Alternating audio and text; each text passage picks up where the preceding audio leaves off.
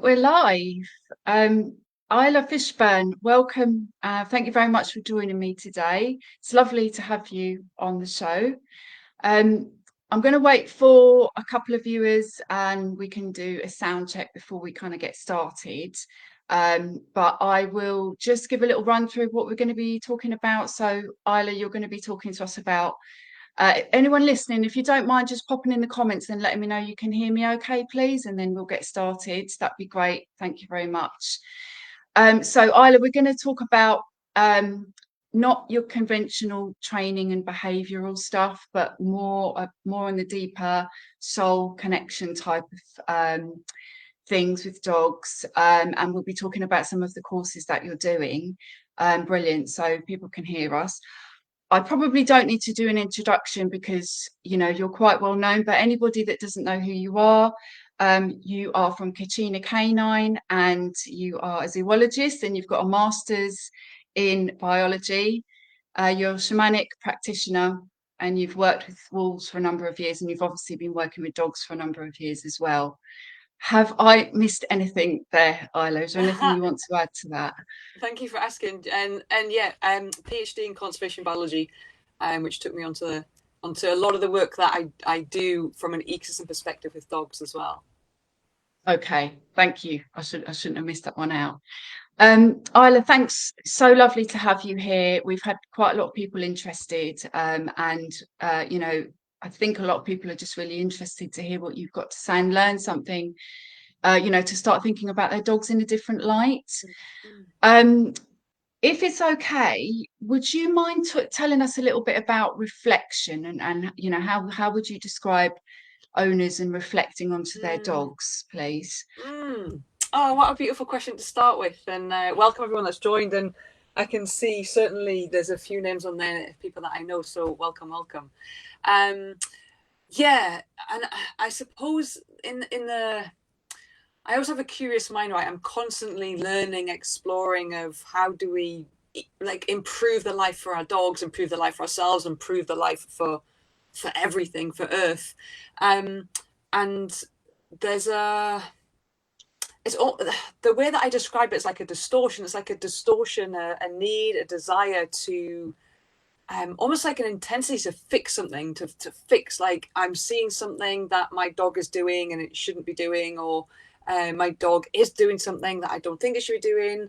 And lately, for the past few years, I've kind of been exploring this whole concept of like, what if there was nothing to fix? What if like we just accepted our dog in the moment of time of who they are, what they are, sharing, responding, behaving, and doing, really allowing us to just breathe, allowing us to have the space to go, do you know what? I'm just with my dog, having this soul journey, accepting my dog's behavior. And I'm not saying that accepting our dog's behavior means we don't do anything about it, but rather than going, right, this is wrong, or this is wrong because this is what I've read, it is wrong, or my dog shouldn't be doing that, or my dog should be doing this, or whatever it may be. Really just having this stopgap to go, okay, there's nothing to fix. There isn't anything to fix. We're just having an exploration. We're having this soul journey, this exploration with our dogs. And this is what's taken me through the concept of reflection, because the way that I see life, the way that I work is everything is vibration and frequency. When we can't break something down any further, when we really break something down to its fundamental part, everything is vibration and frequency. And then with that, everything is both like a physical form, a physical body, and also an energy body. When we look at it in terms of what an electron is, and we are all made up of electrons, that's why we have the electromagnetic field. These electrons are both have like a physical particle state, but also like an energy state. So it kind of is confusing to many, because our eyes allow us to see the physical state and only focus on the physical, but we also as electrons, as particles, as vibration and frequency, we have this energy state. And so because we are just all vibration and frequency, standing as physical bodies that represent the individual, there is actually nothing separate about us at all. And so that's why when dogs, cats, horses, but we're talking about dogs today, when dogs come into our lives, they also come into our lives at the exact perfect moment based on where we are at in our own belief systems, where we're at on our own wellness journey of ourselves. What do we believe about the world? What do we believe about ourselves? What do we believe about is right or wrong or good or bad? And again, stepping away from, but there's nothing to fix. Everything is perfect. Everyone and everything is already perfect. And so one of the ways that I explore our relationship and coexistence with our dogs is to like, hey, if someone's coming to me to say my dog is doing X, Y, and Z, and a great example, my client yesterday, we did this really long kind of soul session it was, and then she was sharing about her behavior with her dog's behavior. She was sharing, and there was one word that I picked up on, and it was frustration. She was like, I just get frustrated. Like, what you're sharing with me is that for my dog, this is not a problem, but she's like, I just get frustrated. And so for me, Mm-hmm. that was a clue. That was the key word to then look at the reflection.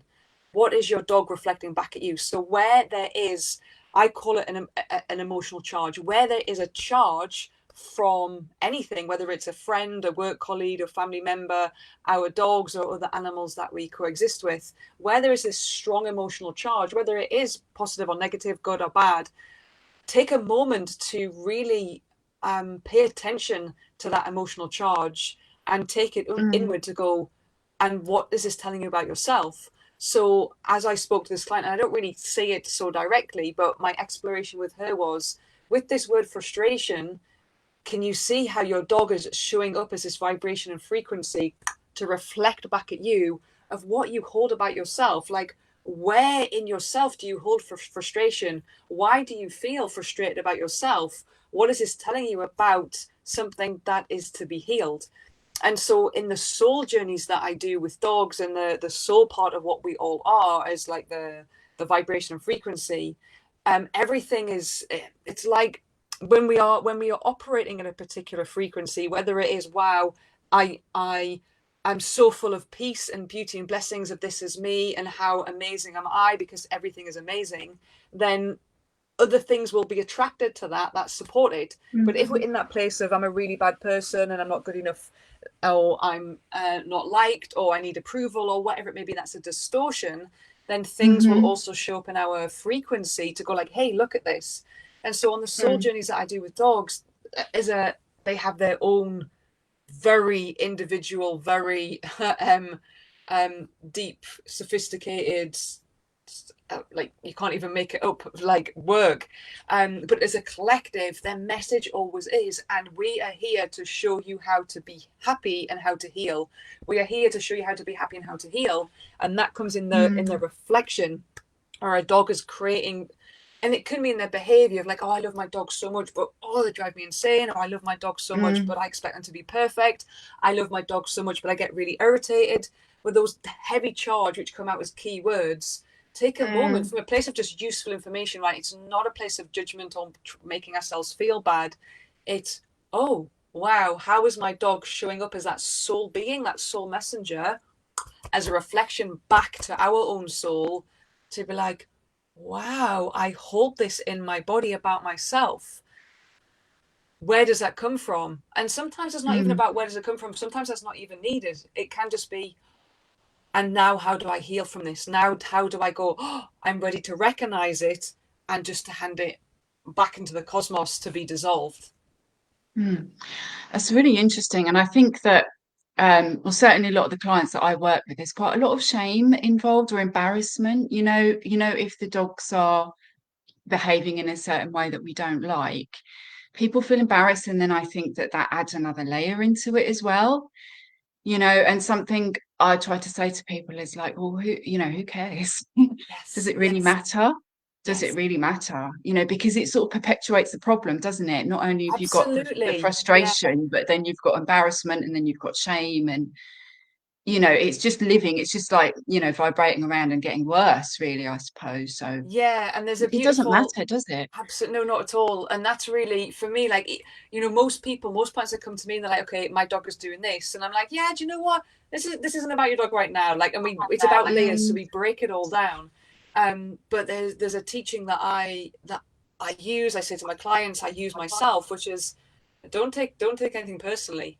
Because if we take something personally, then again, it's used information. I'm taking something personally, so therefore I'm living from my ego, I'm living from judgment, I'm living from criticism, I'm living from blame, first and foremost, which is about myself. I'm holding on to myself and therefore putting out to somebody else. And so, yeah, it often is. Mm, I'll say to a client, like, okay, so why is this a problem? How does this make you feel? Why is this a problem? Like that? yeah. Because my dog shouldn't be doing it. That's really interesting. What makes you feel your dog shouldn't be doing this? Well, Mm, because my family's dogs don't do it. Okay, well, that's really interesting because the dog, your dog is not your family's dog, it's your dog. So this dog is different. So mm, again, like, why do you feel this is a problem? Well, I'm just embarrassed by what everybody else thinks. Right. So the problem mm, actually isn't the dog's behavior. It's not even a problem. It's a belief that you're mm, holding about, oh, what are people going to think of me? Which again is the reflection still through your dog. Your dog is still trying to go, there is nothing to fix. Everything is perfect. So it's like, yeah. okay, so it's the embarrassment that you hold. So let's explore that, because until we remove that embarrassment, until we remove that belief system you're holding about yourself, until we get to that place of like, wow, so you're telling me that I'm perfect and so is my dog, and I'm like, yes, that's exactly what I'm telling you. Then it's the holding as a vibration of the embarrassment that is Yeah. holding the, almost like a barrier, holding it, creating a dam, for you to be Okay. unable to get past that. Yeah. And the words have vibrations as well, don't they? And the Oh thoughts have vibrations. yeah, And is it Dr. Emoto who did the water study? that's right. Yeah, So it's really important, isn't it, that we, try and adopt the right language and, try and get our heads into a more positive place. If anything, just try and focus on the good things. I know it's not always easy, is it? If yeah, people are yeah. struggling with certain things, it can be quite difficult, but there's always going to be something good that we can focus on with our dogs, right? So at least by doing that, we're putting something positive out there. Um, Yeah, and this is, this is and what kind like, of, sorry, go on. sorry, it's like the irony is that, I think most of us as dog owners have had problems with our dogs. Everyone's a first time dog owner once, right? We don't know much until we've owned a dog for a little bit of time, and the people across the street, they've probably been through similar themselves. It's like when I say that to people, I just think it helps them understand a little bit. It really doesn't matter. Just let that embarrassment go, let that shame go. It's just like you say, it's just a journey you're going through at the moment with your dog. This is your journey. Yeah, absolutely. And for me now, that's where, like, I could talk until I'm blue in the face about behavior, about, oh, a dog is doing this for this reason, and a dog is doing this for this reason, and but it's almost like I can't do that anymore now, because I mean, I can, but as one layer, because it's still it's still a very dense way to live, of being in that place of why. But why is this? Why is this? Why is this? But again, being in that place of why still creates a control over us of like, wow, so there should be an answer, or there should be a reason, or there should be then a Right. judgment. And most people, really, so many of us are walking around with a belief system that there is something inherently wrong with us. And there is nothing wrong with us whatsoever. But again, because of the reflection, we're like, wow, there's something inherently wrong with me. Therefore, there must be something inherently wrong with my dogs. My dog's going to do something that someone's going to like be angry about, or shout at me about, or judge me about. And so of course that's when these things happen, because that's what we're holding ourselves, which often we're Mm, blind to. It's what's called in our blind spots, because we can't see it until we're ready to see it. And that's why I want us to really step into the wider consciousness that we are, this inner wisdom that we hold, which equally our dogs hold as well. And when we're in that place, we can start to free ourselves from these distortions that we hold, including like when we are living consciously, and in that place of the wider consciousness, we are living consciously. So it really, being conscious is being conscious in every way, like you said, of the words that we speak, the thoughts that we have. Like, the thoughts that we have become things. They go from unmanifest into manifest. They go from formless into form, because as soon as we have a thought, then we are creating from that thought, because it's creating energy. The same with words. mm, Words are energy, which is why so beautifully it's called spelling. How do you spell this word? Because it's casting a spell. We just, again, mm, have forgotten, when we're no longer conscious of the words that we speak. And so again, being mm, conscious in every way of, if we are, and I know this happened with Anne, when I worked with Anne with one of her dogs, being conscious of the name that we give a puppy, for example, being conscious of a rehome, a rescue dog, a rehome dog, that we may want to change its name, and being conscious of, wow, I've had a dog that maybe did have its own challenges that the dog's now overcome. So it's a transformation. So what can often come with that transformation is then a transformation in the name. And this is why, again, it's really interesting being in this place of consciousness, vibration, and frequency, because often dogs can get very confused with the words that we speak, even though they develop an understanding of what the words are.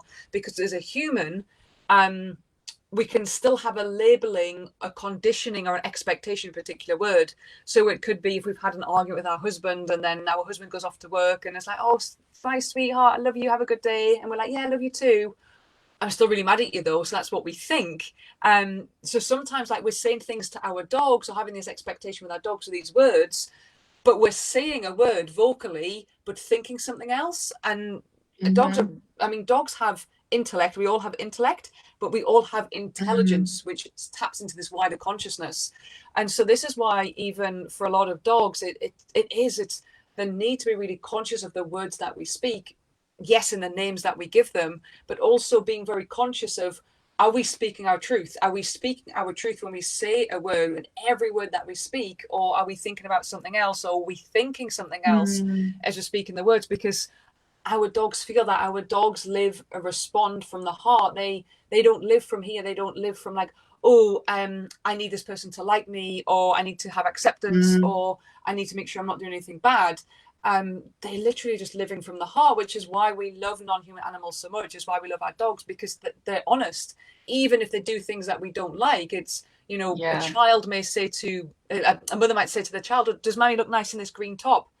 No, you can't say that. That's really rude. Well, you've just asked the child an honest question. They're giving you an honest answer, and that's when these distortions can come in. And dogs are the same. They're just like, hey, this is me. Why don't you also be yourself?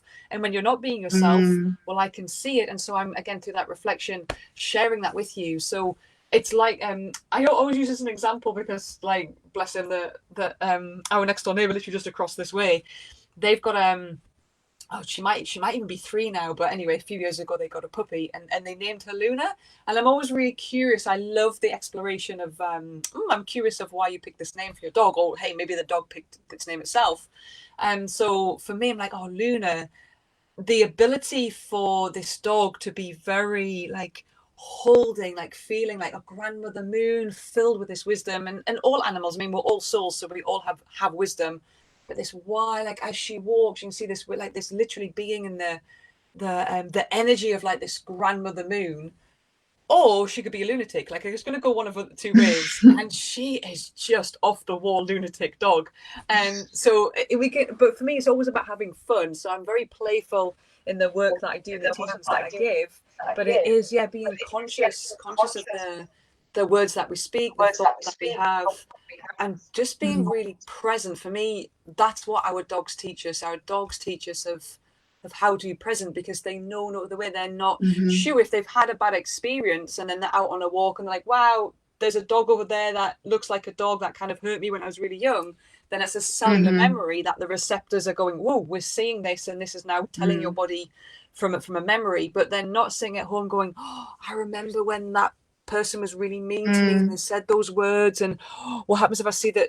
That's a human thing that we do, which actually we shouldn't be doing. But it's like, again, we're kind of almost like conditioned to do, whereas our dogs just teach us to literally live in the moment, that place of presence. And also, like you shared, that place of joy. I mean, I love nothing more than waking up every day with my dogs, and they're just like, oh, it's another new day, it's a new day, it's a new, I mean, it's just like, how can we not see that as medicine? Like, the joy that they have of even just like, guys, we're not doing anything today. I know we're not doing today, but it's amazing because it's a new day and I'm with you. It's like, we should be taking on that excitement, because that's how a day should be. We shouldn't have this, there isn't any need of expectation of, wow, I should be doing something like that's really important. Because I'm like, well, what does that even mean? Because what's important for one person is not necessarily important for another. But it's just like, wow, today's a new day and I am here and I'm alive, and that's magic in itself.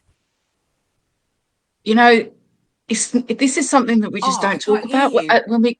Oh, you can't hear me? Am I back? Can you hear me now? Is that better? How No, weird. I'm not muted. We're talking about words and vibration, and there we go. Now Yeah, I can't that's hear really you. weird. Well, I don't know what's going on there. It's talking about tech. I'm going to go out and come back in Okay, you're again. gonna go out and come back in. Cool. Yeah, let me do that. I'll just I think everyone's gonna still. Right. Oh, that was really Is that quick. any better? No, Can you hear me? Oh no, how annoying. how strange. That's really weird. But you can hear me, Hello? right? Yeah, yeah. Maybe is it Oh, you? hang on. Is Right, this other viewers, can you hear me? Can somebody please type in the box oh, no, that's if you can hear me talking, please? I'm just wondering, like Anne. I know you. I guess you're still listening, Anne. Can you just? Yeah, so Oh, you Donna can can hear hear us both. both. How Right. strange. No, I can't hear. I'm gonna okay. Right, See I'll the have to power, type the my the question hilarity of out. spirit, guys. The hilarity of spirit. This is how it works. You bring these things in, and yeah, spirit starts to bring in I'm humor. gonna That everyone can hear both of us, but I can't hear right, I'm Patricia gonna right now. show I'm gonna type my question. Um You jinxed it.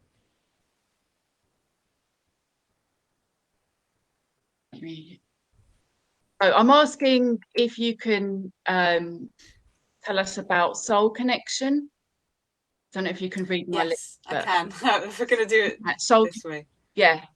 So and soul connection and what I was going to say, I know you can't hear this, but I wish we would be able to learn from you when we get puppies, Isla, because it's so important everything that you're telling us. I'm going to Yeah, type it in the I'm box. gonna jump on to. Uh, I'm gonna jump onto the question because it sounds like everyone else can hear us, just that I can't hear you, and you can obviously hear me. yeah, you can't hear me. Should I jump off and come back on again? No? Yeah, try that. Yeah? Okay. Try that. Let me try Try that. that. Be back in 2 secs. Okay. Sorry about this, everyone. I'm glad you can hear. You can all hear.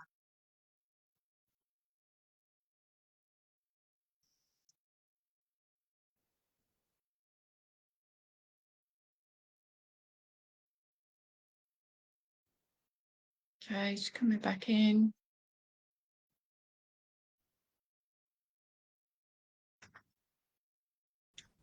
I can hear again. Thank Hello. you. Hear again. Yeah. Okay. Can you hear me now? Yeah. Yeah? Oh, that was weird. Okay. Because Right, great. because So what I was listen. going to say, um, I really, really wish, because when we get puppies, it's all about, socializing and how to walk on a lead and, meet as many people as you can and, all of that sort of stuff. But I really wish there'd be like a fundamental course where we learn about what you're talking about and, Mm, the connection that we should have with our dogs and all the stuff that you've just been talking about, Isla. I think it's so important and it's so missing, it's just so lacking, mhm, which is kind of why I wanted to get you onto the show today to sort of try and spread what you're talking about as much as possible and try and get people to sort of think about their animals in a different way and think about them as individuals, which you talk about that a lot on your course, yeah. which I'll put the link up for that. And the course is amazing. I've done quite a few courses, and it's probably the best course that I've done. And like I wasn't expecting this, but actually helped me as a person. I got a lot from it myself, and that is a big part of our dogs, isn't it? Because we're part of the equation. We are part of that relationship. Yeah. So of course we we have to look at ourselves, right? So and that's I just feel like it's just so lacking in the industry. It's all about the dog, isn't it? What's the dog doing wrong? Dogs have got to be perfect, got to do this, and it's like, well, we need to also look at ourselves. um so what I was trying to ask before you lost my volume was about soul connection, if you can Mm, kind of just try and explain what that is, and also soul loss, just leading yes. into that as well, Perfect. please. Perfect. Thank you. And so I guess I'm going to start by because everything is layered, right? So there's, I mean, there are so there are so many things to like life, But I want people to understand there's like the physical being that we are, but the physical being that we are. So our physical body is like a physical house for the soul. So underneath, it's almost like I see the skin as a lampshade. So we think about my lampshades like protecting my light. So like our skin is a light, as like a light shade for the soul. But it's also important, of course, because our dogs are physical beings, so physical animals. It's also important to consider the physical needs that they need.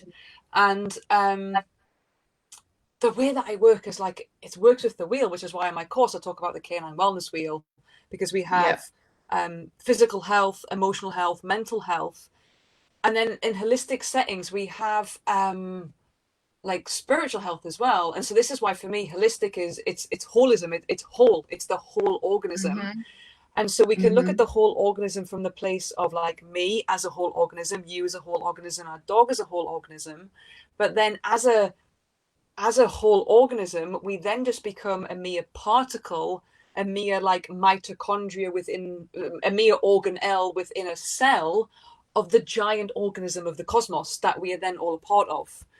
And so when it comes to, even for me, when it comes to puppy development, which again, we've just got, for people that don't know, we've literally about, well, 2 weeks ago now, we've got 2 new pups. So we got the pups at 10 weeks old, which for me, like this for me, again, I'm very playful in my teaching, my sharing. I never come from a place of judgment. So it's just like, yeah, for me, from what I know, my preferred take of a puppy is between 10 to 12 weeks. And then from that, my preferred way of teaching the pups is to allow them to learn their own time. But that also Mm-hmm. includes a slowing down. We get so panicked into like, oh, well, you've got to make a list of where you're taking the puppy. So the puppies live in the city centre, you live in an urban environment, you live in a rural. It's got to be socialised to kids and rollerblades and bicycles and horses and cars and buses and coffee shops and loud and oh, by the way, you've only got a small window of opportunity to do that. Well, yes, in terms of the critical Mm-hmm. period of socializing we have, but the critical period of socializing for our pups ends at 8 weeks. It starts at 4 weeks, ends at 8 weeks. We shouldn't be getting our pups until 10 weeks old. So the critical period of socializing has gone, but then we get panicked about like, oh, look at this, socialize here, desensitize there, da da da da da da.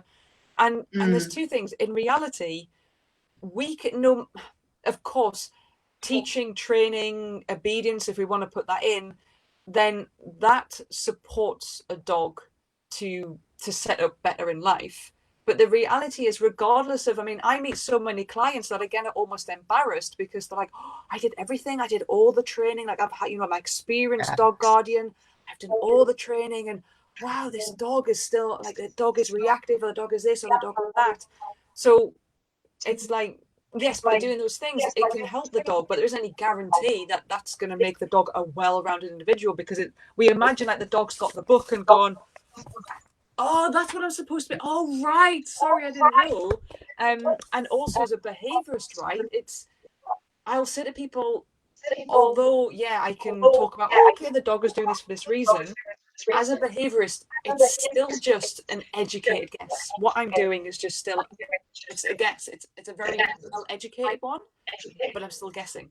And so when we work from a place of a dog as an individual, when we work from a place of a holistic, like a whole organism setting, um, there is soul health. So there's a lot of talk now around physical health, which includes obviously exercise, diet, movement, emotional health, mental health. And then there's still this added, oh yeah, there's also spiritual health, but we don't really know what it is, or we don't want to talk about it because people might think we're crazy. So we'll just kind of say it and then not further. Whereas I'm like that, no, we have to complete the full wheel. And also if we're not looking at soul health, if we're not looking at soul nourishment, well, soul nourishment, it's not separate, it's part of the whole thing. So that can affect the mental, emotional, physical state of a dog anyway. And so the soul health really is the concept, and this is why I love doing my soul sessions, because it takes us to the place of, and I know Anne shared somewhere in the chat about I've done a soul session for one of Anne's dogs, where when we get into that place of the soul, which takes practice, like it's not oh, someone has to be gifted in this. Like, we all have that gift because we are all souls. And so when we start to, and whatever level that feels right for everyone that's listening right now, on whatever level we can understand it, because it goes beyond understanding that the mind can comprehend. With this work, the mind is all about analyzing. Why is that? I need an answer that makes me go, oh, okay, that's something I believe. We annihilate all that. It's like, just become nothing. Become nothing. And because that's what the Yeah. soul is. The soul is the wider consciousness, the wider knowing, almost a I know nothing, therefore I know, because we become nothing in that and enter that space of knowingness. And so, like I've said before, the physical body is just a physical house for the soul to live in, to have this experience, to go, hey, do you know what? I've never been a white English woman living in the 20th century before. I kind of want to experience that, because the last time I was on Earth, heck, maybe I was a dinosaur. I was a meerkat. Hey, I was a blade of grass. So we're having these constant soul cycles, soul cycles, soul cycles. So our dogs are the same. Our dogs are a soul that are currently in a canine body, but they have been Mm-hmm. many things and will be many things. And when we go into Mm. that place of the soul, we can say to the animal, and it is a form of animal communication, I suppose, in that way. But rather than kind of going like, hey, what is it you would like to eat? Hey, why are you doing this behavior? It goes deeper to the soul, and we literally hear from the horse's mouth. That then makes us go, wow, makes us have like amazement of the wisdom that the soul holds. It's not it's what the dog holds, but it's not the dog, it's the soul that is in the body of a dog. And so just like a few weeks ago, as another example, I did a soul session for a dog, and when I shared with the guardian, I was like that. I'm getting the sense that your dog's like really like is a really scared dog. Your dog doesn't really want to go for walks. In fact, your dog doesn't really want to leave the property. And she's like, yeah. And her obviously again from a place of fixing it, everyone was telling her just put the dog in the car, drive like half an hour away, and then make the dog walk home. Like make the dog. You know, this is not a normal Mm. dog. A dog should want to go outside. A dog should want to do this. Yeah. And I was like, you know what your dog's sharing with me from a soul perspective? That your dog has e- your dog has either been on Earth but millennia ago. Your dog has been something on Earth but millions of years ago, or your dog's never been on Earth before. And so your dog, the soul that is your in the dog's body right now, in the body of your dog right now, is so used to operating at such a higher frequency that what she's sharing with me is that it's loud. Like our planet for her is really loud. And so she's like, I don't leave this Mm. property because as soon as I go somewhere with there's humans, it's just freaking loud and I can't deal with it. So she was like, I Mm. know, but so should I, is it okay then to not be taking my dog past the property? And like, we've literally done a soul session for the dog. That was the dog's or the soul, the soul request. We're going Yeah. to deny that? Like, we are going to deny that? So it really shakes up the whole behavior. Like, again, the fixing. But it's a dog. I mean, my dog Mm. should have a quality of life, and that quality of life should be exercised. We hear that all the time. People are now going to judge me. Everyone's giving me their advice and their opinion. But from the dog's Yeah. soul perspective, the dog was like, yeah, you're damn right I don't want to leave this property, and this is where I want to stay. Thank you very much. And you telling me that I'm not happy, you're telling me how could I possibly not be happy? Look at me. Do I look unhappy? And so even as a Mm. behaviorist myself that knows like the flick of the ear means this, the flick of the tail means that. If the dog is unhappy here, Yeah. it just makes me go, the first place I want to go to is the soul. What does the soul want to share? Right. Because again, like another example I can give you with my own dog Tunkasila. So she passed in March, but in January she was very unwell, and I was supposed to go away to a really important course for myself. And I ummed and ahed of like, oh, I don't know whether to go. She's not very well, and so I connected to her soul, and I was like, look, this is a situation. There's something really important coming up. I'm going to be away for 5 dark nights. How does that make you feel? And she was like, yeah, you don't go. She basically was like, don't go too many days, too many days, in terms of like, you're Right. going to be away too many days. And you know, even though I asked her, even though she honestly answered my question, and I asked her for a split second, I went, she'll be all right though, she'll be all right. And I was like, Right. how could I even deny that to her? I've asked her a question, I've got her honest answer, because the soul is always authentic. The soul is always authentic. And even then, I've gone, you'll be all right though, just for a split second. And so I ended up not going, of course. But so we had these different, when we start to understand in whatever way that we can right now, is behind our physical body, like there is this soul, this ancient wise being that we all are, that there is no coincidence that we are on the journey with the dog that we are on.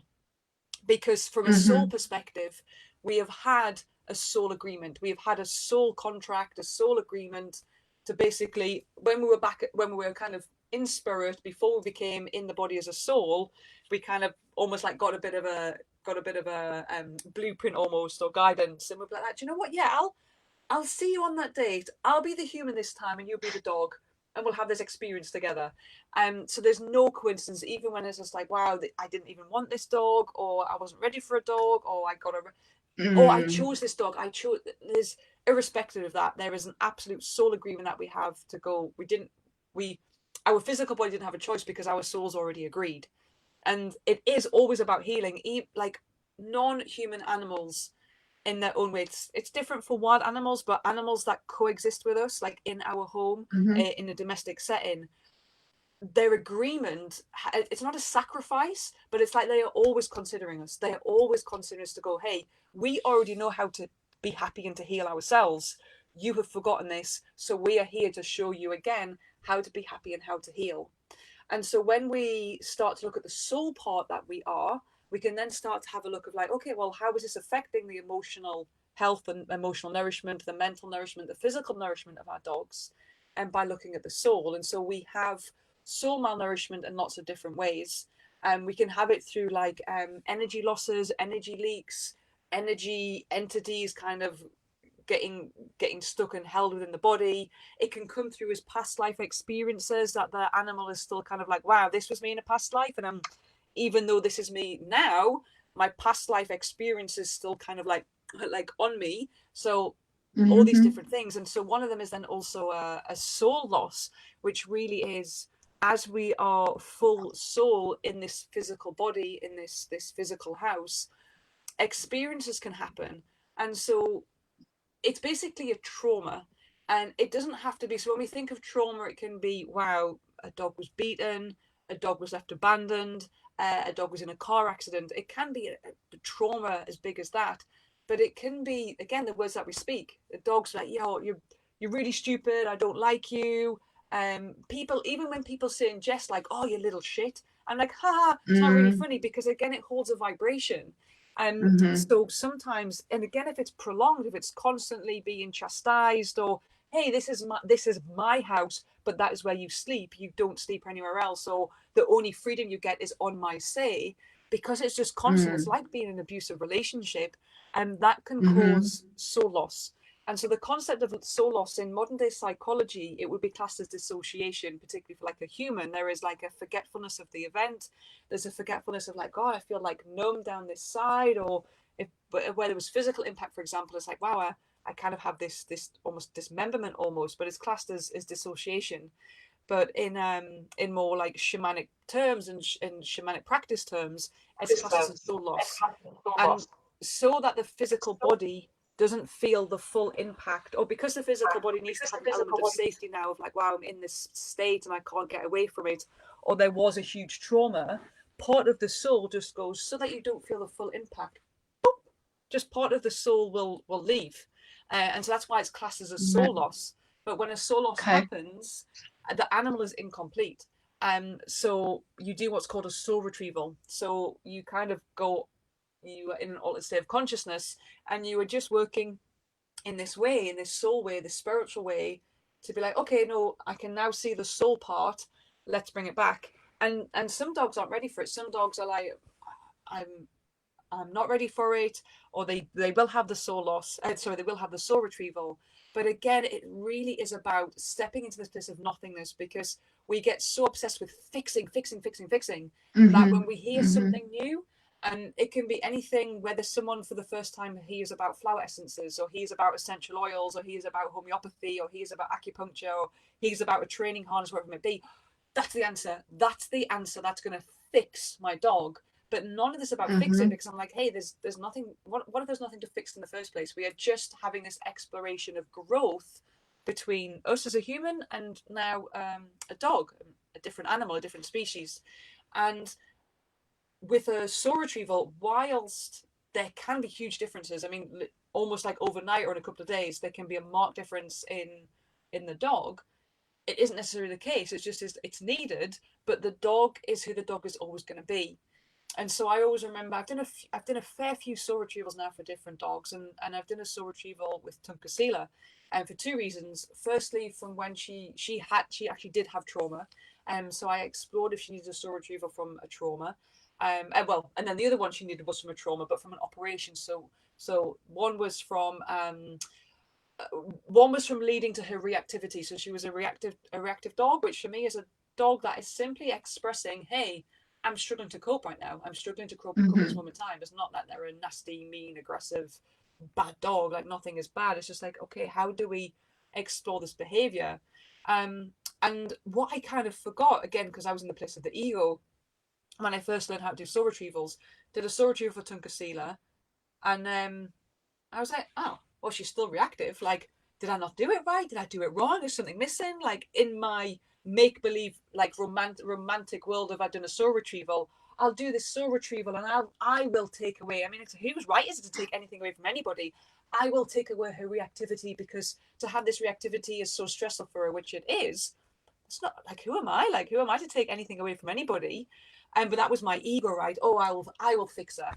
So I was like, well, she's still reactive. Like, have I done something wrong? And what I totally overlooked, what I totally forgot, was, yes, she was still reactive, but what was a marked difference was her recovery. So it would take her normally 3 or 4 days to recover. If she'd seen something, whether it was like a straight, she was reactive towards other dogs and people. So a person, another dog, it would take her 3 or 4 days to recover. Whereas after the soul retrieval, it would take her 10 minutes, if that. And I totally overlooked that because I was so focused on, but you're still reactive. And I did this soul retrieval, and it was such, I did a soul journey with her, and it really made me laugh, because I was like, wow, Isla, there you go, teaching again how she was teaching me about letting go of the ego, letting go of the ego. And yeah, so her recovery was massive. And when I explored well, what's going on, of like, we've done this soul retrieval, the reactivity is still there.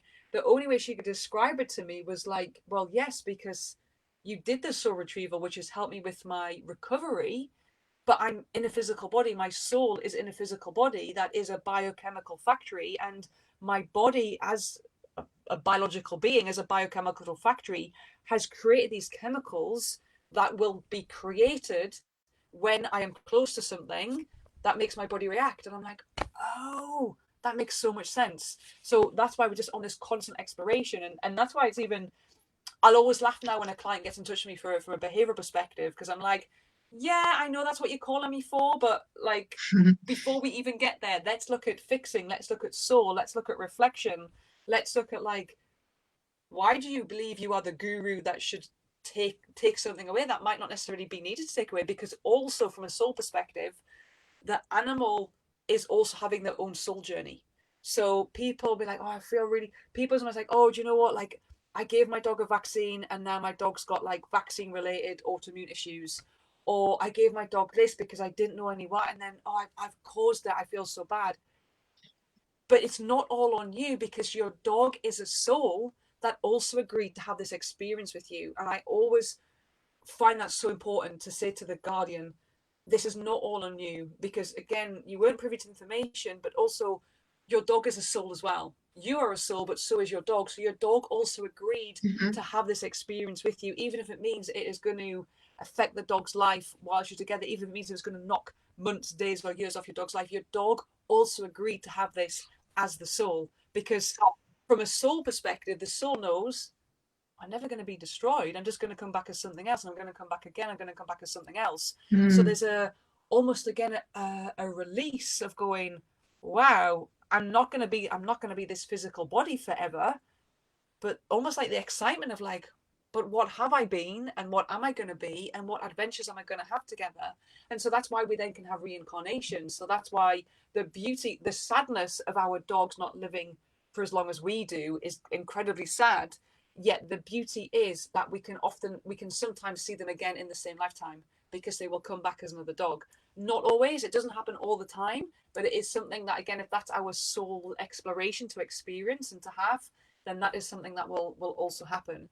And so from a soul health perspective, that's why I also focus on what does my soul need and what does my dog's soul need. And so even with our two new pups that we have, there were some things, I mean, practically wise, it was never going to happen, but practically wise, I'm like, wow, I am so busy in life right now. Realistically, we can't have a new dog until 2024, 2025. There's just too many things for me to go on. Right. And then I basically went out to do a functional character assessment for a litter of pups, which I do often. And there's this one boy in this litter, and like he wouldn't stop staring at me. And more and more and more I stared at him, I was like, "You're Seattle." And so I used to have a wolf dog many years ago called Seattle, and I'm like, "You're Seattle," and I've never had it before. I've never had a dog be reincarnated, so this is my first. I'm like, wow, like, this is now what my soul's ready to experience. But I'm like, you are Seattle. And so I went on this deeper connection with both of them. I went on this soul journey to say, right, guys, if it's true, if you are truly, because we actually brought a boy and girl home, like, if you're truly meant to be with us, there's some things that you need to know. Like, I'm busy, so I'm not going to be around all the time. I'm going to be away. I really need to know, like, that this is true, that you're happy to be with us. Share with me how this is the things that it's going to be in our home. How does that make you feel? And even with, so the boy's called Manitou, and even with Manitou, like, he kept sharing with me. He kept saying Ojibwe spirit, Ojibwe spirit, and I'm like, that. Is your name Ojibwe? Like, I can't call you Ojibwe spirit. I mean, I can call you anything, but I can't call you Ojibwe spirit. And I just got curious of, like, Ojibwe spirit. Let me just Google that. And when I Googled Ojibwe spirit, that's where I saw the word Manitou. Now, I actually know the word Manitou anyway, and I'll talk about that in a moment. But when I saw the words, I'm like, that's his name. His name's Manitou. But for me, again, going back to the consciousness of words, being consciousness means being conscious, is it's like when we bring an animal into our home, it's the holding of, wow, what adventures do I want to have with this animal, with this dog? So for me, because of the soul work that I do, I'm like, wow, I'm bringing, like, the dogs that I bring into my home, I want this to be a journey for myself, for my animals, but also for everyone that has dogs or non-human animals, to understand this soul journey. So when I'm doing my journeying group, the dogs to be present, me be able to do shamanic work, shamanic practices, healings on the dogs, for me to be able to connect with the soul and say, like, hey, Manitou, what is it that you want to share to the world? Like I used to do with Tunkasila. When I do my retreats, for him to be there, like, for him to be such a part of, like, and I show up to do soul healing as well. And so again, sitting in that that vibration of particularly with the boy, Manitou, there is, in my teachings, there's something called the Arenda, and the Arenda is like, it's hard to describe, but it's like the mysterious magical life force in everything. Like, even in the space here, there is a life force in, well, in everything. There is this mysterious magical life force that we are all a part of and we can all connect to, and Manitou is a representation of that. So I'm like, well, that's perfect, because that's almost the holding that I want him to have. So that then also goes back to being conscious of not only the words that we speak, but the words that we give to our dogs for their names as well. Wow, we've had quite a few questions about this subject. I'll pull up a couple of them if that's okay. Beverly Louise says, "Is soul loss the same or similar to having a split soul?" Oh, okay, yeah. So I haven't so I haven't come across the term split soul, but if you mean like a fragmented soul, and maybe Beverly, if you want to explain like a little bit more, just in case my interpretation is incorrect.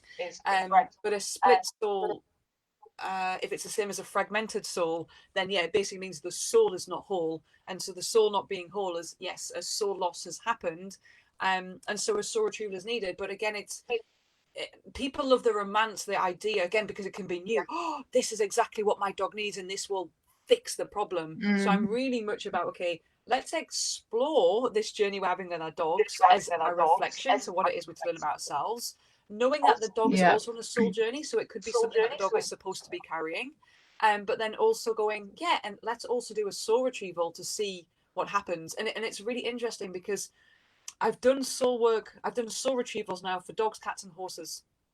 And it's really interesting because, particularly for the horses, it is almost like overnight, like some really scared, shut down horses And like even the guardians like that, I can't believe this is like the same horse.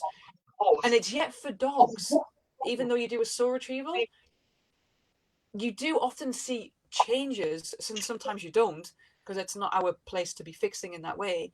But it's almost like they, when I connect with them, and I don't know whether it's because they're so connected to the human because they just can't get away from us, but they still, there's a density to it. It's a hard one for me to explain, but I would imagine Hmm. unless Beverly means a slightly different definition of a soul split, then yeah, it's because Right. the soul has been split, so the soul isn't whole.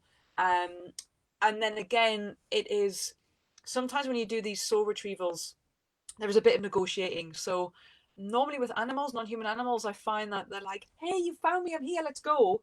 But sometimes, yeah, you've got to negotiate. And it's the same with humans. So I've done soul retrievals for a few humans as well. They can be quite harder in terms of negotiation. Um, and also, what can happen is that sometimes you do a soul retrieval, but maybe it's a case of a dog constantly being shouted at or a dog being abused. Then, if that is continuing to happen, then the soul loss can happen again. And so there's kind of a Right. bit of play around that as well. But unless I have that incorrect, Beverly, the yeah, a soul split for me is the same as a soul fragmentation, and a soul fragmentation is a soul loss.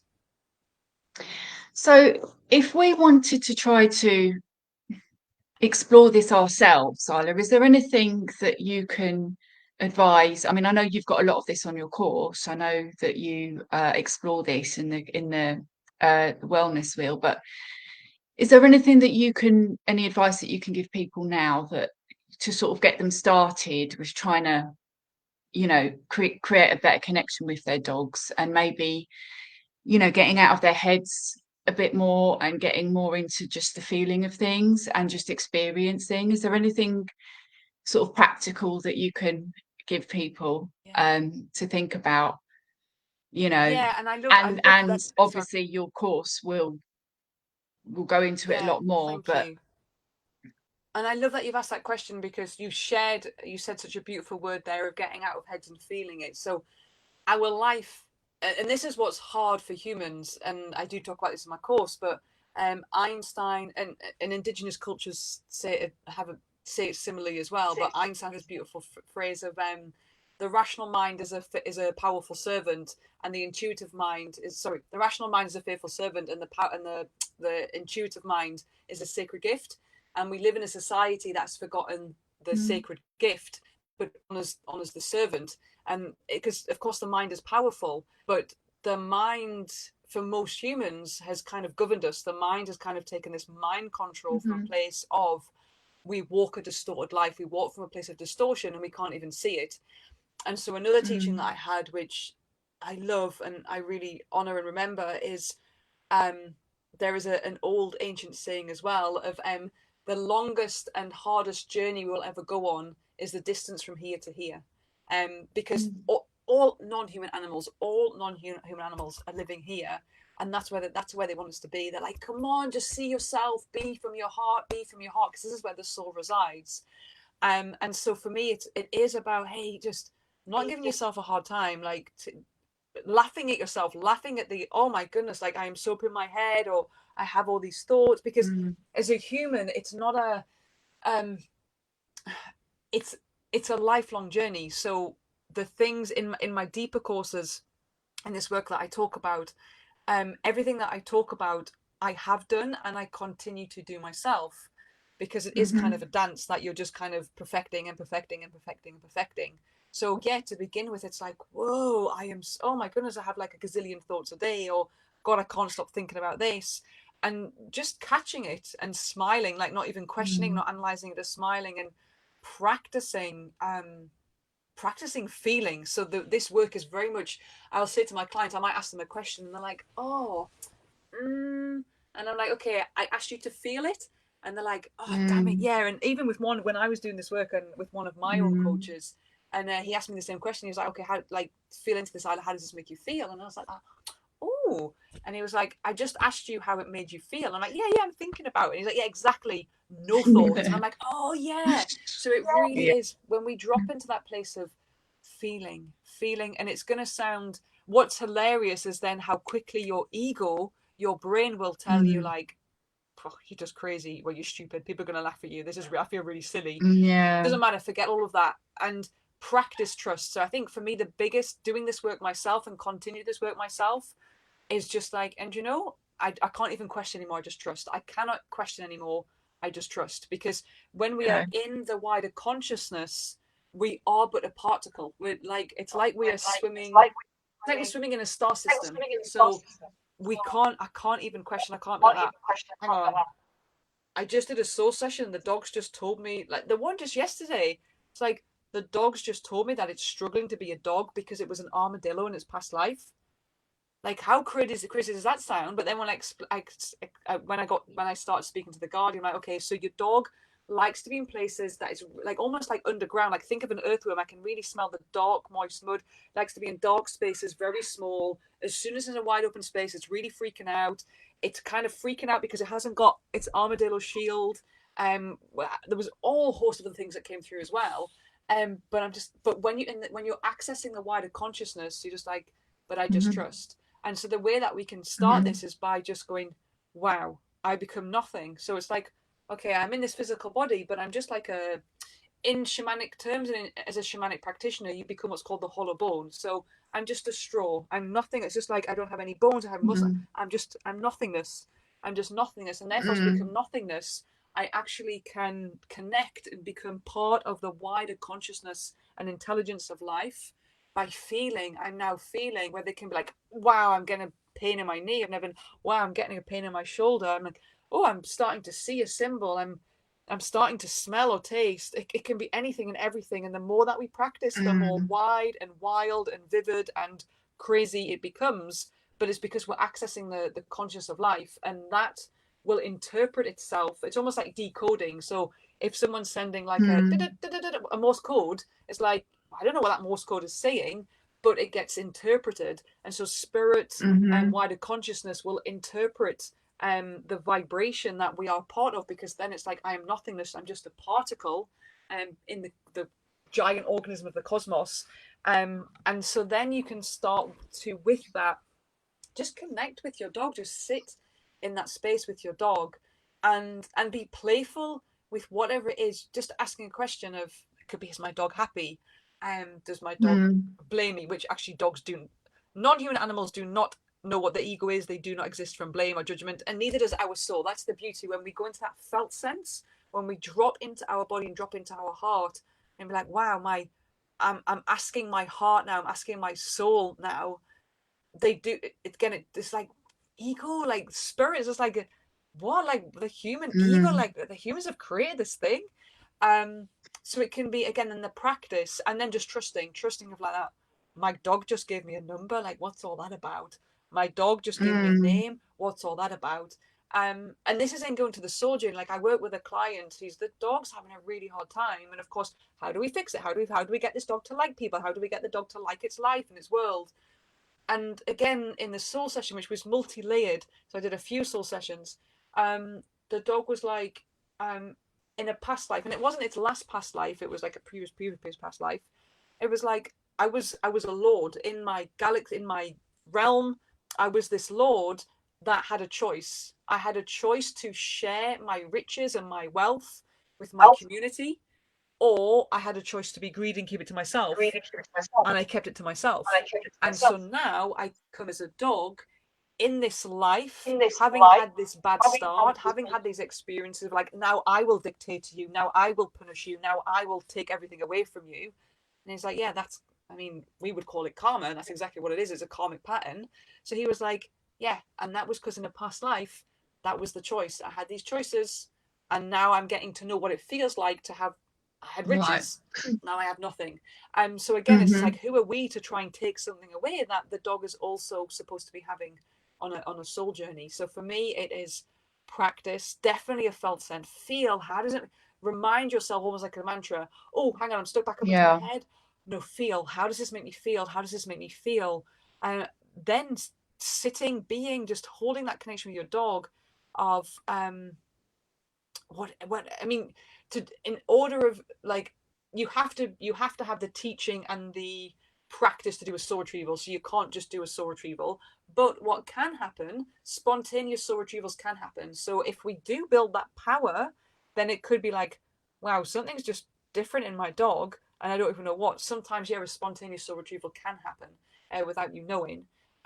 But to deepen our soul connection, which is a huge part of our physical body anyway. Like if there is a soul loss, if there is soul malnourishment, it does affect us physically, emotionally, mentally. It affects our dogs physically, emotionally, mentally.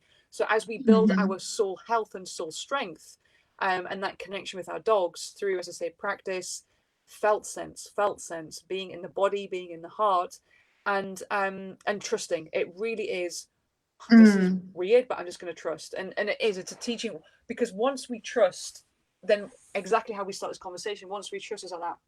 I don't care what anybody else thinks. I don't, Mm. it's like we stop caring, but it's not that we stop caring, we just care from a very different perspective. Wow, Yeah. okay, I see you as a soul now. Wow, okay, I see that. I don't understand why you're expressing your, like, shredding my dog. I don't understand why my dog's doing that right now, but okay, I understand it from a total wider, different perspective. That I'm now having this exploration, which the pressure is off.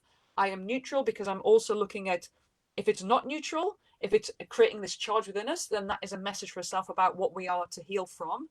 But like, wow, let's go on this exploration of, actually, I don't even care if you're shredding. What I cared about was what my next door neighbour thought, or what my auntie thinks, or Mm. what my family think.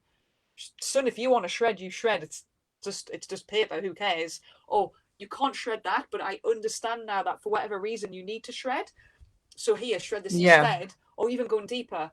Okay, what, like, share with me, like, what is this feeling, like, what is this shredding about? And anything and everything come through, as I say, anything, everything from a past life to a trauma to, oh, the energy in the home is freaky, man. So trying to ground, I'm trying to ground through shredding. And that's why we get out of the place of the why. Why is my dog shredding? Oh, Mm. well, it's because it's fun. It's because it's teething. It's just because it's a dog thing to do. Oh, well, it shouldn't be shredding, so we will stop that. Who Mm. are we to stop anything? So Yeah. yeah, and then, as I say, once we're in that place of trust, it's just like, hey, do you know what? I don't even need to know because I trust. And it's a beautiful, Yeah. like, when we're at that place, it's the most beautiful journey and relationship with ourselves, and also with our animal friends as well. Yeah. And it sounds like it must just feel really liberating, Oh, it you know, is. because all of the kind of overthinking things and the judgments and the comparisons and stuff just goes out the window, and it feels like it would just be like, okay, well, this is just it is what it is, right? And that's, I'm not going to start, over analyzing it and comparing and everything like that. But also it reminds me a little bit, because I've done the whole energy body balance Mm, course with Dr. Edward Bassingthwaite, and we had to kind of learn how to be a child again. So we had to mm, learn how to be just, intuitive and have that creativity and that kind of, like, he likens it to just a kid playing in the sand, where yeah, you're just exploring and you just go along with things and you don't question it, and you just, if you feel something or you get a vision or something, you just sit with it. You don't overanalyze it, you don't question it, you don't brush it to the side. And it's kind of like, I think we probably all had that when we were younger, when we were very small, when we were babies, when we were really young people. We probably had that, but then it gets drilled out of us, doesn't it? We get told yes, to yeah, stop feeling that, stop crying, don't be silly, yeah. Grow up, be an just be adult, get quiet. somewhere. Yeah, yeah. And Yeah, it's and a, it all it's a gets beautiful thing. Like, pressed. yes, exactly. When we're, and you're absolutely right, because when we're born, like, it's it's a hard concept. I really appreciate people to kind of grasp, because it's like, obviously the sperm and the egg get together to then create cells that create a fetus, then create a baby. But as soon as that spark happens, the soul comes in to that cell. So it's the soul again still that then is, the body is forming around that soul. So that spark Okay. is the soul. So when we are born, we see, like, Mm, we see spirit, we see guides, we see power, mm, we see the way that we're supposed to see when we're babies, because we are innocent. But yeah, when then, mm, and this is then, like, this is why it's harder for humans when we do this work, because someone may come to me as a client and be like, oh, okay, whether it's through their dog or through themselves, it's like, wow, I'm now seeing my blind spots. I'm now looking at these triggers that I have. I want to heal from them. Mm-hmm. But as humans, we're all also holding a false narrative from our ancestors, our recent ancestors, our recent relatives, and also maybe older ancestors, where it's almost like even our parents, from a place of non-judgment, a place of no blame and only love. Yeah. But as we're growing up, our parents unconsciously have also gone, here, carry our wounds as well. And so Yeah. what people can sometimes think is like, yeah, but this is like my great great great great grandmother's wound, so I'm, you know, the great great great great great granddaughter, so it's going to be really really diluted. And I'm like, no, because it's Mm. gone from your great great great great grandmother, so therefore you're also carrying it from your great great great grandmother and your Right. great great and your great and your grandmother and your mother. So you're carrying like Right. six kind of trays here. And so that's why it's Yeah. kind of, non-human animals don't have that, don't carry that. They can carry past life things, but and of course they can have transgenerational trauma, but in a slightly different way to kind of the human. um and yeah, so then at an early age we get so tainted, like you said, of like, you know, stop being so childlike, don't be silly, Mm. stop crying, grow up. Yeah. um and then again, this like separation, competitive, like compare yourself to this person, or even like, and Mm. you know, even again, going back to consciousness, being conscious of the word. Like I see it all the time if I'm traveling and I'm like, wow, right there, the words that parent used to their child unconsciously Mm. has created a wound. And so I even remember growing up, Yeah. my auntie, whoever listens to the call, if you can remember, my auntie, who I was terrified of because she looked like Grot Bags minus the green. So I was scared of it anyway. If any of you know who Grot Bags is, and then Yeah. but she was my godmother, so she would say to me, if any, she'd come to really close into my face and would say, if anything happens to your mum and dad, you're coming to live with me. And so as a child, I'd have nightmares that the house burns down, my mum and dad die. I'm having to live with this Grot Bags auntie. And I was like, and so again, it's like, but then it creates a fear in my life. So it's like these Mm. little things that we're not conscious of. And so yeah, you're absolutely Mm. right. For me, and this is why I'll say in the work that I do, I'm really playful in the work that I do. Like if a client rings me for like, oh, my dog is shredding or whatever, and like, okay, I'm just gonna let you know that I know nothing. And they're like, well, I'm ringing you as a professional. Yeah, I know, and I know nothing, because the reality is, like, I actually, do you think my dog does this because of X, Y, and Z? I know nothing. Why don't we ask the dog? Why don't we ask the dog? Because the Yeah. dog knows. Well, the soul knows. And sometimes it can be Yeah. a dog thing. Sometimes it can be a past life thing. Sometimes it can be, heck, this is going on. It can be a whole host of things. And that's why for me, I'm still, Mm. as a behaviorist, making a very well educated guess. Um, but yes, there is this quality, which again, when we go back to our dogs, what do our dogs reflect back into us from that place of positivity? Mm. The childlike wonder, childlike awe, wonder, adventure. Like, What's that? oh my god, we're in the garden again. Oh, it's amazing. Oh my god, we're on the same walk again. Whereas as humans, we're like, oh, have to get in the car to Mm. go. I've got to do the dishes again. I've got to do the washing up again. But this beautiful, and this is what I love about the innocence, and I am actually really grateful that I know that I hold, like, it's very well known amongst my friends and people that know me, like I do hold this great, not only just a great sense of imagination, but just excitement. I'm like, oh my god, I can't, like, the most simpler things get me really excited, and I am very kid like, but not in an immature way, but in the, this is so magical. And so this is why, like, as I say, as children, and our dogs, kind of non-human animals, hold the same excitement of, you know, how many things could this be before a child is Mm. told this is nothing but a pencil. It's the only thing you use it for is Mm. to draw or to write. But for a child, it could be a wand, it could be a mustache, it could be like a Mm. motorbike handle, it could be a spade, it could be a whole host of things. And there's a beautiful saying of like, how many like shades of red does a child see before a child is told that is red and that isn't. So again, our Mm-hmm. imagination in that wider consciousness as we grow just becomes more and more and more and more limited, until it like Mm. literally becomes closed down. So yeah, Mm-hmm. absolutely, Mm-hmm. bringing the invitation to literally live in childlike awe and wonder. Give a child, Yeah. how many people will say like, I've just spent like £500 on my child for Christmas, the only thing they were excited about was the box it came in. Because it's the Yeah. adventure, isn't it? It's the imagination. Yeah. And dropping Yeah. and sure, doing soul work, imagination is so key. Imagination is Yeah. where we Okay. receive, because we are stepping into Yeah. the wider consciousness. Okay. And you know, again, I don't know if you heard it because you might have lost my microphone, but I was just sort of saying it's just so lacking all of this stuff in, you know, what we're taught and what we read in books and what we're supposed to be doing with our dogs and all the conventional stuff. Just feel like there's a huge part which is missing. Isla, do you want to tell us a bit about your courses that you do? Yeah, And I can put you. some information up on the screen. So Thank I've got you. your website here. Um, so yeah, you've got your canine wellness course, haven't you? Yeah, so my very briefly, I have like an online course called Complete Canine Wellness. It's a little bit of a lie because, of course, nothing is truly is ever complete. But it's a big introduction to what canine wellness is. So our dogs as individuals, our dogs as an ecosystem, these energy gateways, all these different things that feed into our dog as an individual ecosystem, which includes everything from physical all the way down to energy system, all the way down to spiritual.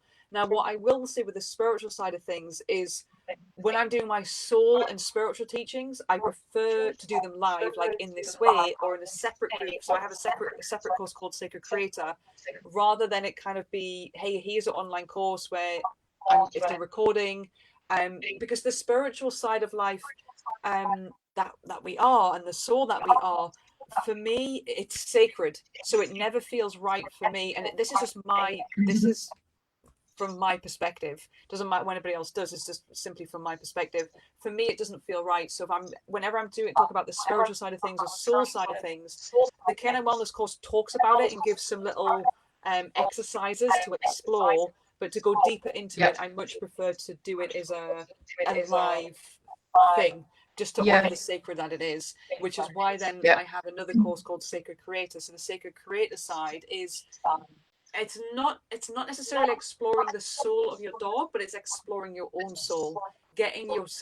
your own getting yourself to return to what I refer to as the sacred human, and the sacred being that you are. Your dog is also a sacred being, but as we access our own sacred self and return back to, like, hey, I am a soul, therefore I am sacred and divine, and right now I'm on this earth walk to do something sacred. So we walk in a sacred way. And then when we do that, it allows us to connect to our dogs in this way as well. But what it does also include, well, it actually includes the Canine Wellness course, online course, but it Yeah. also includes soul sessions for your dog as well. Hmm. Because again, just in my line of experiences and the work that I do, um, like I think how we started this call is we get called out and our focus is the dog, it's the dog, it's the dog, it's the dog, it's the dog.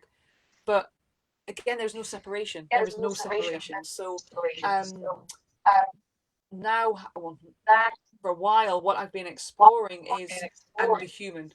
When we work on the human, we work on the guardian, then as they start to trust themselves, as they start to believe themselves, as they start to love themselves, as they start to allow all these distortions to dissolve, and so they're like, this is me, and this is who I am, then it either changes how the dog is, or because of how we see the dog is a different way, it becomes a very different relationship. And so that's why it's like I can't not include the human. So that's why the canine Yeah. wellness course also includes the human part, but then sacred creator is like, if we really want to go down the soul, I feel from my perspective it needs to be held, and so I do it more in a teaching way rather than, hey, here's an online course you can do at your own time in your Yeah. pace, and it's a recording of me speaking. Because when we access it's not dangerous, and it's if it's done in the right way, it's not harmful, but things can come up that just you're not even expecting, and you need to be held. If you're not held, it can create All right. confusion or it can create fear, or you might speak to a friend and he feels like, oh no, this sounds weird to me, don't do it anymore. So it doesn't feel right at this time to have that as like a separate recording. But that's also what I have as Okay. well, in terms of courses. And is Yeah. the Sacred Creator course on the Kachina Canine Yes, it's all website on the as well? website. Yeah, Both it's all on on there. the website. Yeah. Yeah. Okay. Um, and I've done the Kachina Canine course, and it's brilliant. It's really really good. I mean, I learned so much from it, and like I said, I think I said at the beginning, I learned a lot for myself as well. You know, some very very valuable life information which I will carry with me forever. So it's so much more than just, dog behavior. I mean, obviously I'm a behaviorist, and that's kind of why I signed up to the course, because I was going to look and learn and develop. But I got so much more, obviously learned a lot about that too, but I got so much more out of it from a personal level. So really recommend that. And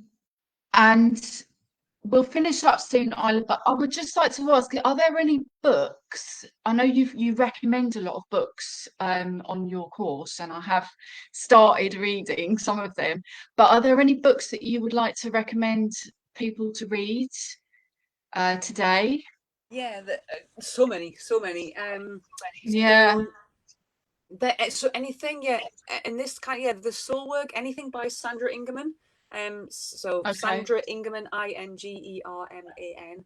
Sandra Ingerman is a shamanic practitioner, has been for many, many, many, many years.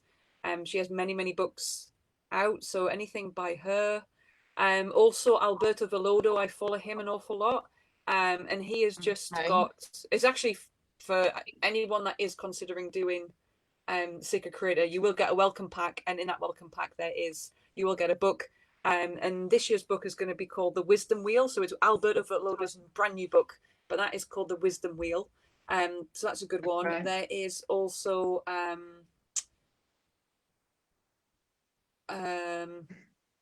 is it in front of me? Because I can't remember the title. Hang on, it might be here.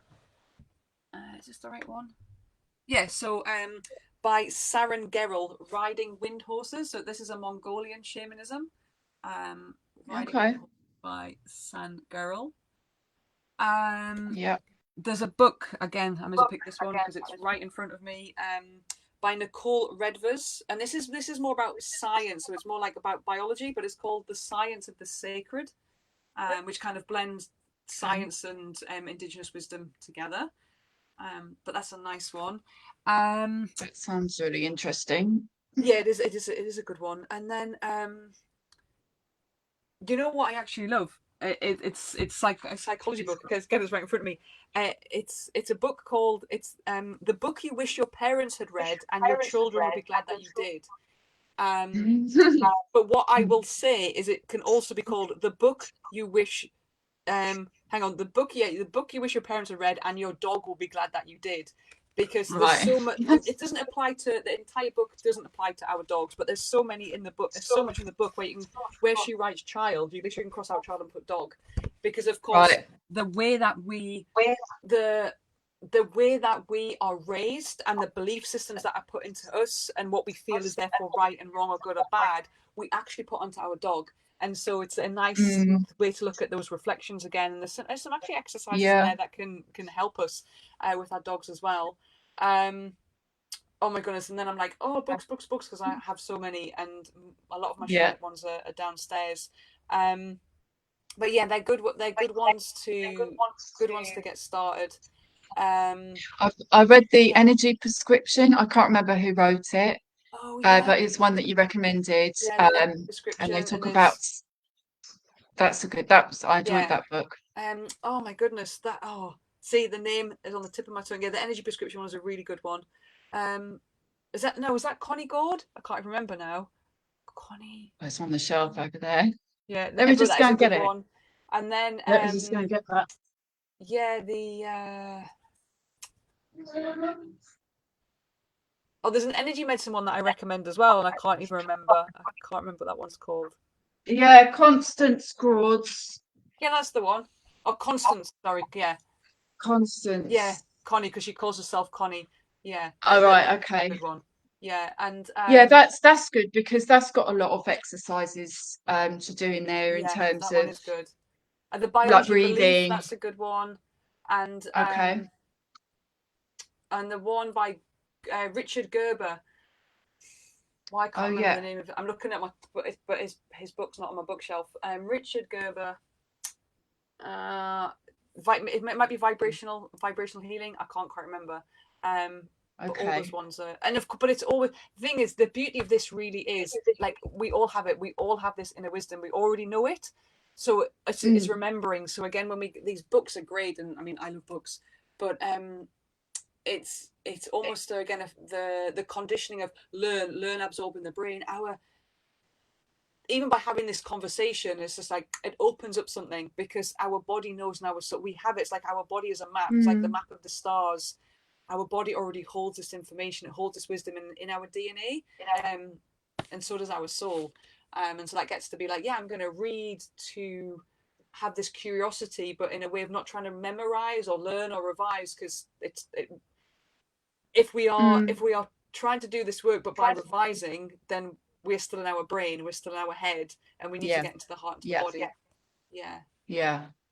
And I actually want to honor, because I've seen Beverly just said she was told, I was told Dream, that must be the name of the dog, has a split soul. It sits between two worlds, so to speak. He's a very so if it sits between two worlds, so that sounds like a soul soul loss. So what happens is with a soul loss, because the soul gets lost. Often if I'm doing a soul retrieval, I will either get taken to a place where like the soul part is, or I kind of get taken to like this land, and it literally feels like an in-between worlds, in between like spirit world and our physical world, where the soul's just like wandering around, like I'm totally lost here. So if that's been it's in between the two worlds, then that does sound like a soul loss. What can also happen again with a past life, so past life experiences can kind of create this, like, I know I'm in a canine body right now, but I'm still so deeply in my past life body that this is kind of being carried through. And so sometimes, and I know I've had to do a couple of soul retrievals around a past life experience rather than the animal being in this life. So that definitely sounds like it's a soul loss that's being explained. Yeah. Are you taking bookings at the moment for doing soul readings for people? Yeah, I am. My dad. I'm not at the moment. I can't take on. I'm not doing bookings until early September now. I'm fully booked up until September. But yeah, I am, and that also includes. And again, I appreciate kind of like the emergency, but again, I can only do what I can do. As with the soul work, I also do it for animals that have passed or animals that are ready to pass. So I do a slightly different soul ceremony and soul session for those individuals. And of course, that's why I say I recognise in those the urgency and emergency, because it was like my dog's going to pass tomorrow. But of course, in that sense, I'm just one. As much as I'd love to, like, I am a soul that can like fragment in that way. I am just in one physical body. So, but there's those, and again from Tunkasila passing, actually, there's another course that is bubbling away to be created. I don't know when it'll be ready, but that is a very a shorter course, which kind of just takes people through how we go into ceremony and hold sacred space for dogs or our animal friends when they are soon or ready to transition. Because I find it's so powerful if we go into that sacred space. It's so powerful for ourselves, for the animal, for the space as well. That sounds really good. I look forward to that. Yeah. Isla, thank you so much for giving up your time this evening. And it's been really lovely to hear everything you've got to say. And, you know, I know that you'll touch quite a lot of people that are listening to this, and hopefully start to get people to think about their animals in a different way and maybe start exploring some new things. So thanks again. I'm just going to put your website up on the page before we go. Is there anything else you wanted to say? Have you got any events or anything that you want to tell us about before we go? Yeah, have I got anything? No, Sacred Creator starts in October. Opening to soul sessions. Obviously there's my online course. If people want to, actually, what I should say, if people, and I know you're part of it as well, Patricia, if people want to, so on a Wednesday night at 7:00, I have a Zoom group where we journey. So it kind of, because I just get so excited and I want everyone to be accessing and living from their soul. The Wednesday night journeying group is opportunity to just kind of step into the wider consciousness that we are part of, where we practice journeying to spirit guides, power animals. So I do that on a Wednesday night at 7:00. And then every month which is at a random day, just depends when I'm free. But every month I do a separate Yeah. session, which is called sitting in circle, consciousness, and ceremony with your four-legged. And that is like a different type of journey where again we can access just connecting soul to soul and whatever it is that we receive. So if people that are listening want to join that, like through Facebook or through email, you can drop me a message. I can add you to the group. Okay. Yeah, yeah. Well, that's a whole ton of stuff. That's great. And it's Kachina Wellness, your Facebook page, isn't it? So if people look you up there, No, then they it's can. Kachina Canine Wellness. Oh, okay. Let me Yeah, change that. I do have another one like Dr Isla Fishburn Kachina, but I'm never on that one. But yeah, it's Kachina Okay. Canine Wellness. Kachina Canine Wellness. So that's for the journeying group and the other group that you were talking Yeah, about. or someone can That just you drop said. me like just a message on Messenger as well, because I have my own Okay. personal page as well, so we Okay. can do that. Yeah. All right. Oh man, it's been Isla, awesome. I thank you. love talking about this work, so thank you for asking me. So I love listening to you. I could listen to you for hours. Oh, thank you. Um, I'm going to let you go and get on with your puppies. Thanks a lot again, Isla. It's been really lovely to talk to you. And I'll see you soon. I'll see you in the week Yes, for the perfect. Yes, I'll journeying. see you at group. Yeah. Well, thank you so much for asking Yeah. me, and thank you everyone that's listening like live or that listens later. And yeah, I guess Yeah. just please from a place of absolute trust and knowing by not knowing, you and your dog are already perfect as you are. If there's one thing that That's lovely. you are going to embody and just explore is like, yeah, everything is already perfect. So you and your dog are already perfect as Mm, you are, and pay attention to these these reactions that are coming through when your dog is displaying something that creates this charge, because that's a message through a reflection for yourself. yeah, that's a nice thing to finish on then. I think that's going to help quite a lot of people. Good. Um, all right, Isla, lovely. I will let you go. Thanks everyone Thank for you so watching, much. and we'll see you all again next time. Thank you. Many blessings. Bye. Bye bye. Bye. Bye.